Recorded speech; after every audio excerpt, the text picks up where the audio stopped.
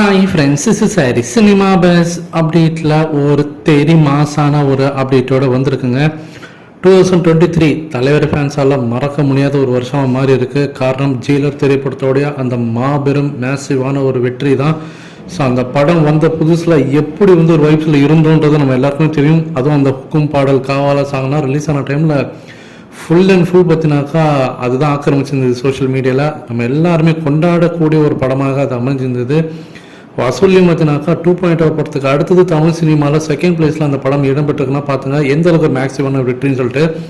So அது box office ஒரு பக்கம் வசூல் எல்லாம் ஓகே. அதுக்கப்புறமேட்டா ரஜினி சாருக்கு, நெல்சனுக்கு, அனிருத்துக்கெல்லாம் சன் பிக்சர்ஸ் சார்பாக கார் வழங்கப்பட்டிருந்து அதெல்லாம் பார்த்துடும். இதெல்லாம் பாக்ஸ் ஆஃபீஸ்.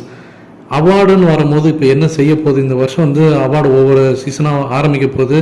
அவார்டு ஒவ்வொருத்தரும் கொடுக்க ஆரம்பித்தாங்க. அப்படி பார்க்கும்போது இப்போ பார்த்தினாக்கா பிஹைண்ட் இட்ஸ் கோல்டன் அவார்டு பார்த்தினாக்கா அறிவிச்சிருக்காங்க. நேற்றுக்கு அந்த அவார்டு ஃபங்க்ஷன் நடந்து முடிஞ்சிருக்கு. நம்ம ஜெயிலர் திரைப்படத்துக்கு 1 இல்லை 2 அவார்டு கொடுத்துருக்காங்க. ஸோ ஃபர்ஸ்ட் ஆஃப் ஆல் பார்த்தினாக்கா நெல்சன் அவர்களுக்கு அந்த அவார்டு போயிருக்கு. ஸோ நெல்சன் அவர்களுக்கு Behindwoods gold hall of formers அந்த அவார்டு பார்த்தினாக்கா கொடுத்துருக்காங்க. ஸோ அவருக்கு விஷனரி ஃபிலிம் மேக்கர் அப்படின்ற மாதிரி ஒரு ரெகனைசேஷன் கொடுத்து அவருக்கு biggest blockbuster director of Tamil cinema 2023ன்ற அவார்டை அவருக்கு கொடுத்துருக்காங்க. ஸோ இது ஒரு மிகப்பெரிய ஒரு பெருமை அப்படின்னு சொல்லலாம். ஸோ மிகப்பெரிய பிளாக் பஸ்டர் நம்ம எல்லாருக்கும் தெரிஞ்ச விஷயம்தான். அடுத்தது 2வது அவார்டு பார்த்தீங்கன்னா தமன்னா அவர்களுக்கு கொடுத்துருக்காங்க.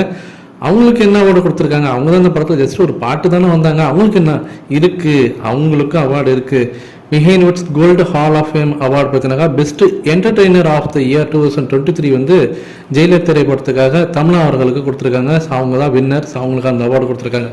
ஸோ 1 இல்லை 2 அவார்டு ஜெயிலர் திரைப்படம் வருஷம் ஆரம்பிக்கும் போதே பார்த்தீங்கன்னா பட்டை கல்பனுக்கு. இதுக்கப்புறம் வரக்கூடிய அடுத்தடுத்த அவார்ட்ஸ்லாம் எந்த அளவுக்கு இருக்க போகுது அப்படின்னு தெரியல. ஏற்கனவே லால் சலாமில் ரஜினி சாரோடைய அந்த நடிப்பை பார்த்துட்டு கண்டிப்பாக இந்த வருஷத்துக்கான best supporting actor award Rajini sir வாங்கிறதுக்கு வாய்ப்பு இருக்குது, செம்மையாக பர்ஃபார்ம் பண்ணுறாரு அப்படின்ற மாதிரி பேசினுக்கும் போது ஜெயிலர் அதோடைய கணக்கை துவங்கிடுச்சு அப்படி தான் சொல்லுவேன். இதை பற்றி உங்களுடைய கருத்துக்கள் என்ன அப்படின்றத மறக்காம கீழே சொல்லுங்க ஃப்ரெண்ட்ஸ்.